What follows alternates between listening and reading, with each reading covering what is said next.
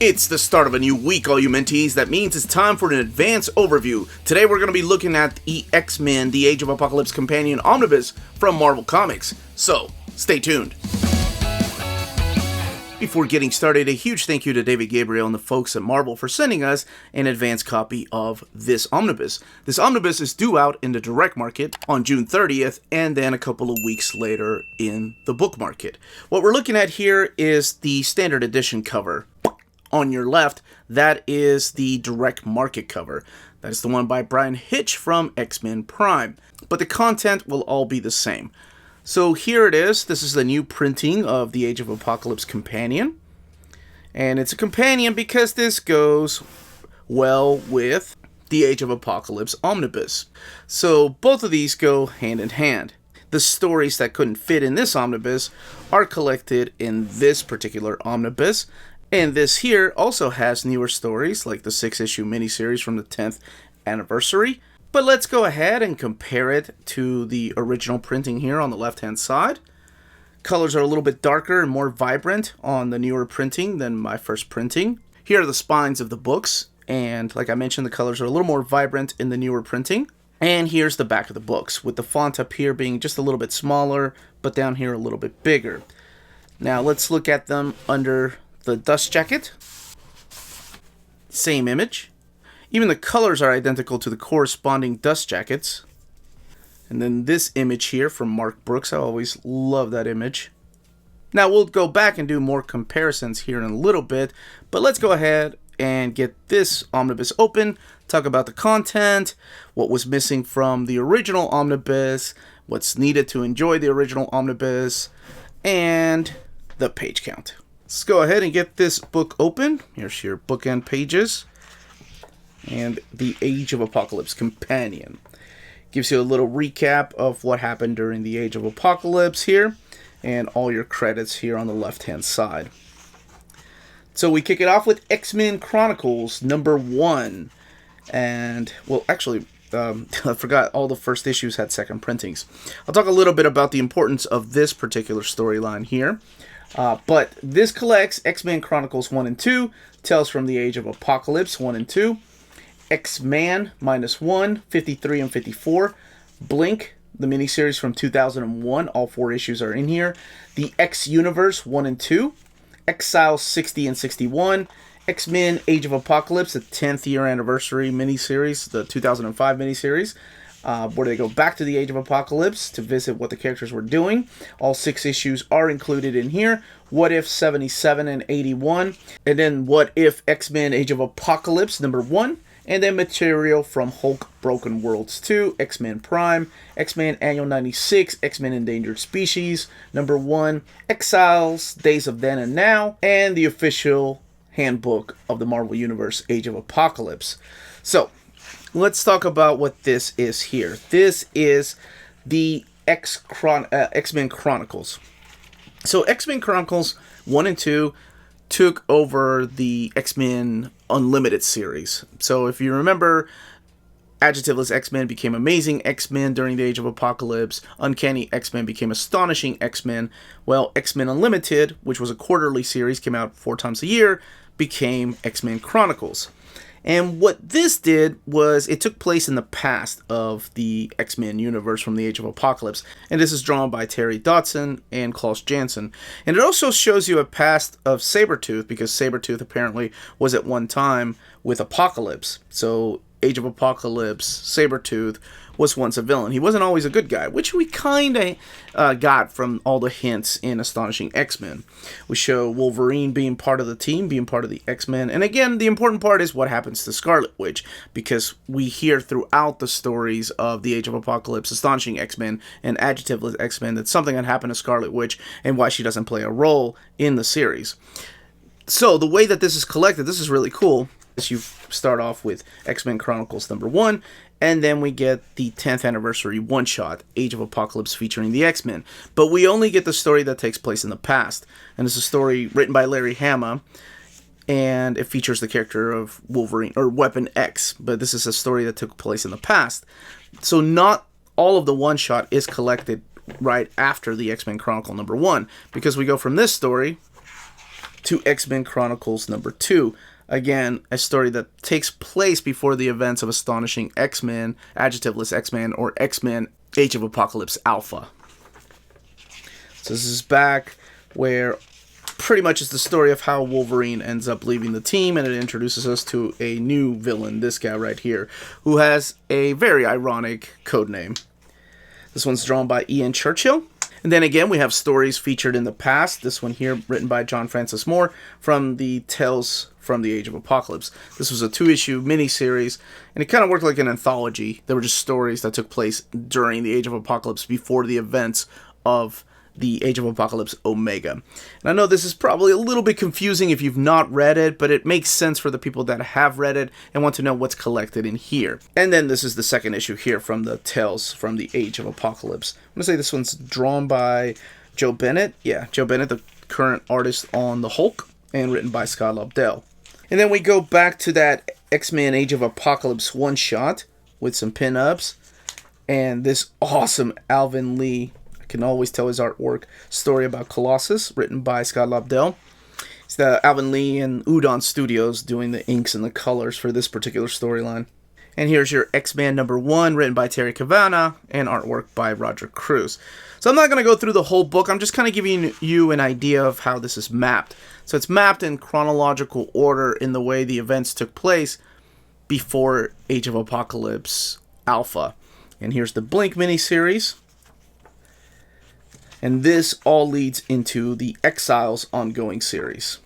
Alright, so let's talk about X-Universe, because funny enough, the only 4 books that are printed at the same time that the Age of Apocalypse books took place were the X-Men Chronicles and X-Universe.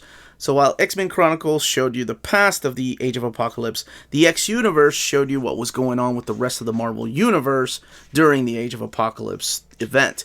So it shows you the characters of Gwen Stacy and pretty much all the non-mutant characters that were still alive during this time. It's got beautiful artwork by Carlos Pacheco. And the important thing is this is the only place you see really the 4th horseman of Apocalypse, because you're used to seeing Abyss and Holocaust and Mr. Sinister. And this is the only place where you get to see his 4th horseman. So in case you missed it, this and the X-Men Chronicles, they're not collected in the original Age of Apocalypse Omnibus. Here's some material from Hulk Broken Worlds, and then we get more X-Men. Because X-Men eventually revisits the Age of Apocalypse era. So here's X-Men Prime collected in here, and it's not the whole issue. It's just parts of the comic book. It shows cases how some of the characters from the Age of Apocalypse made it over into the 616 universe and who they are. But it doesn't collect the entire issue, just parts of it. So neither this nor the Age of Apocalypse collects X-Men Prime as a whole. The only place that actually collects X-Men Prime, the whole thing, is in the Road to Onslaught number 1. This is the other series that I wanted to talk about, focus on just a little bit before we do a comparison, and that is the Age of Apocalypse, the 10th anniversary. It's a 6-issue miniseries, and this one is drawn by Carlos Pacheco, Chris Bacalo. You can probably tell from his artwork. So he was one of the main artists on the original series of Generation Next. But this goes back and we revisit a lot of the characters from the Age of Apocalypse. And if you've read Age of Apocalypse Omega, you can find out when this takes place and how exactly it takes place. We get new costumes for a lot of these characters, and we get some newer faces introduced through these pages. Here's some endangered species, and I think the only reason they have endangered species is because of the Dark Beast storyline. Here we have the Exiles again, and some backup stories. And then the what if stories. Now, as far as the extras, those are all the way back here. There we go. Here's some pinups. This is more like a gallery back here. I remember all these pinups. I don't remember that one. The handbook that came out in the 10th anniversary of the Age of Apocalypse, featuring the characters and giving you the bios on them. Some of them made it into the 616 universe, of course. And I remember when this came out during the Age of Apocalypse. Thought that was a cool little gimmick, introducing us to the new way these characters look, or some of these characters look. Kind of gives you a breakdown on what to expect, interviews with the creators. And we have a lot more interviews back here, and articles about the Age of Apocalypse, with some more pinups. Or no, these are variant covers. The trading cards that were not collected. I'm not going to go through all of these, but they weren't collected in the first omnibus, or the main omnibus. And the covers. So the 10th anniversary miniseries did have connecting covers like that in the back. Now, this book has 992 pages. Now, as far as the price of the book, this is $125. The first printing was $99, so it did go up. But the first printing was also printed in 2013, and this one was printed in 2021. And as most things, they go up in price. Not all the time, just sometimes. Now, one of the biggest questions I'm sure I'm going to get is this necessary if you have the Age of Apocalypse? Will you get more of an enjoyment out of Age of Apocalypse if you get this? Of course you will. There's a lot of important stories in here, in my eyes, that weren't collected in the first book. Like, none of this material was collected in the omnibus, with the exception of that X-Men Prime, and that whole issue is not collected fully, like I said, unless you're looking at The Road to Onslaught, Volume 1. But there are some stories in here that I think really add to the characters and the dynamic between the characters. But you get a little bit more of a background. There are some that I would call just fill-in stories, or almost feel like fanfic, if you will, just mainly during the 10th anniversary, some of the stuff that found in that one-shot anthology. But for the most part, I think it's a really cool collection. I'm glad this was collected with featuring all the other stories, because when they first came out with the Age of Apocalypse Omnibus, I was upset that they didn't collect X-Universe and X-Men Chronicles. I wish they had left out the Legion Quest stuff and just collected Age of Apocalypse as a whole, but I get it. The necessity of having the stories leading up to the event and how it happened. Now I'm glad that everything is collected. So for a completist sake, of course you need this. Can you enjoy Age of Apocalypse without reading any of the stories here? Absolutely you can. But that's just my 2 cents. Now, let's take a look at this binding. We have 992 pages, and this is what the eye looks like. Not very big. It's kind of a little small there, but let's see how well the pages look. Oh, here's a spread page towards the front, the way it's laying over and the way it looks. Honestly, it's not much gutter loss. One towards the middle. Tell a little bit of gutter loss right there with Bishop's leg. Not much of one though. And then some spread pages from the back here. Honestly, it's not that bad. Now, let's do a comparison to the very first printing of this. Alright, original printing up at the top, newer printing here at the bottom, and the way that they're both laying over. So, honestly, with both of them, you are going to get just a little bit of gutter loss. This is the way it is with most Omnis and collected editions. And they both look about the same. I mean, obviously, the original printing lays over a little bit different because it has a different type of binding. I mean, it is still sewn binding, but the eye's a little bit bigger than the newer printing. The colors on the newer printing, honestly, look a little bit duller than they do in the original printing. Let's keep going with some more comparisons. Okay, so it looks like the same frame around the covers. Here's some more spread pages. So the original colors look a little bit darker than the newer colors here in the newer printing, but this is the way the book looks when you have a spread page towards the beginning.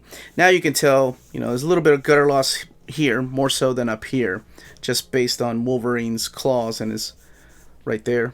It's where it ends, and you have to hold it down a little bit to see all the artwork. Again, I know that's not a big deal for most people, but it does bother some. Okay, let's look at this Blink miniseries. I always love those covers by Adam Kubert. And here we have an example from the first issue in the way that the spread pages look.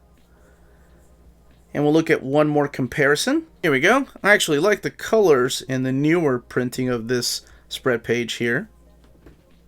I don't know, they just look like the characters stand out a little bit more. And as far as the paper quality, the paper quality, it's honestly about the same. They are, you know what, I'm just going to go ahead and say they are the same paper. If anything, I think the original feels just a little bit thinner. And that might be because both are printed at the Donley printer, but that, as they say, is that. If you're interested in purchasing this omnibus, don't forget to check out our sponsor, cheapgraphicnovels.com, your online source for collected editions up to 50% off retail price. Cheap Graphic Novels prides itself on excellent packaging, so your stuff gets to you in excellent condition, and they have amazing customer service. Check out their bargain deals for up to 90% off cover price. And for all you Minties that are watching, if you're a first-time customer, don't forget to mention that Near Mint Condition sent you their way for a promotional credit on free shipping on your next order. Now, this is only for U.S. customers. cheapgraphicnovels.com, your source for the hottest books with deep discounts, customer service, and excellent shipping that will keep you coming back for more. And that was the content, the page count, and the build of this reprint. Let me know in the comments down below if you already own it, if you're thinking about buying this and the Age of Apocalypse Omnibus, and if you have any more questions, leave all those questions down below. Please don't forget to hit that like button, subscribe if you haven't subscribed yet, ring that bell for notifications. We are on Spreadshop and on Patreon, and tonight we are going to be doing a Spreadshop giveaway. We'll be giving away t-shirts to a lot of you viewers. There'll be a live show, and that is tonight, so don't forget to tune in to the channel for that. And more importantly, all of you, stay healthy, stay safe. Much love.